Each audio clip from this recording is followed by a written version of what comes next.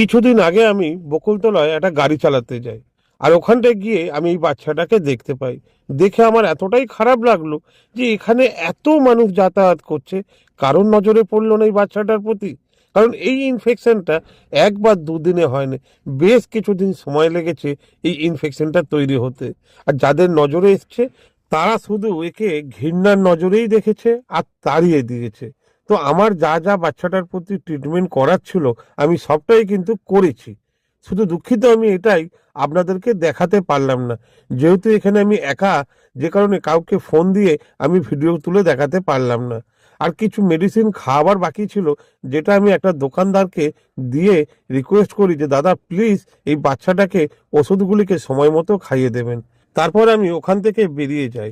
আর ভগবানের কাছে এটাই প্রার্থনা করি, যদি ওই দোকানদার বাচ্চাটাকে ওষুধগুলো টাইম মতো খাইয়ে দেয়, তাহলে হয়তো বাচ্চাটা আবার আগের মতো সুস্থ হয়ে উঠবে। বেশ কিছুদিন পর আবার ওই বকুলতলাতে আমি ড্রাইভারি করতে যাই। তো যেতেই আমার প্রথমে মনে পড়ে ওই বাচ্চাটার কথা, বাচ্চাটা কেমন আছে। তো অনেক খোঁজাখুঁজির পর বাচ্চাটাকে আমি দেখতে পাই। বাচ্চাটাকে দেখার পর এতটা আনন্দ হয় যে আপনাদেরকে আমি বলে বোঝাতে পারবো না। কারণ সামান্য একটু পয়সা আর একটু পরিশ্রমে যদি কেউ প্রাণ ফিরে পায়, এর থেকে আনন্দ আমার মনে হয় আর কোথাও নেই।